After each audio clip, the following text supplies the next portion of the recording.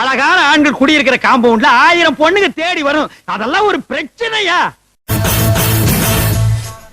ஒரு வாட்டி முடிவு பண்ணிட்டேன்னா என் பேச்ச நானே கேட்க மாட்டேன். One more thing. கஷ்டப்பட்டு உழைச்சா ஜெயிக்க முடியாது, இஷ்டப்பட்டு உழைச்சாதான் ஜெயிக்க முடியும். செய்யற வேலைய விரும்பி பண்ணுவோம். அடங்கப்பா, இது உலக நடிப்புடா சாமி. பந்தம் என்ன சொந்தம் என்ன போனா என்ன வந்தா என்ன உறவுக்கெல்லாம் கவலைப்பட்ட ஜென்மம் நான் இல்லை.